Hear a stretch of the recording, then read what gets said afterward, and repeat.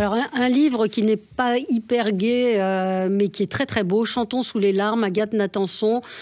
C'était la femme de Jean-Pierre Marielle. Ah oui. Et oui, il faut le lire avec la boîte de Kleenex, hein, mais elle raconte la vie sans Jean-Pierre Marielle. Elle raconte cette tristesse, la solitude.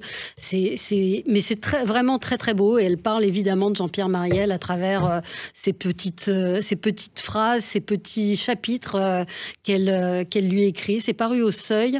C'est très beau. On a des retours de clients qui ont pleuré. Enfin, comme il disait, c'est absolument magnifique, mais c'est voilà, c'est très, bouleversant. très triste, hein. C'est vraiment parce que c'est toute sa tristesse, son désespoir. C'est vraiment un livre. Parce que je suis un peu sceptique sur ces gens qui parlent de l'homme qu'ils ont aimé. Voilà, et là, c'est vraiment. C'est des souvenirs qu'elle a magnifique, avec lui. Hein. C'est d'une force.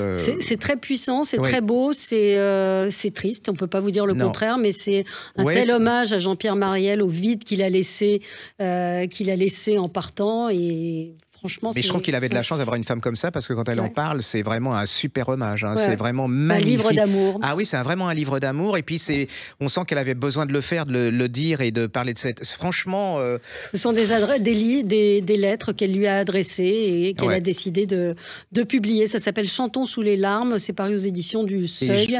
Agathe Natanson. J'ai rarement eu de clientes qui viennent en me disant j'ai été vraiment touchée par ce livre que j'ai lu et tout. Les gens maintenant sont un peu blasés. Hein. Surtout ce genre de bouquin. Non, parce que c'est très simple, c'est très sincère, c'est complètement humain.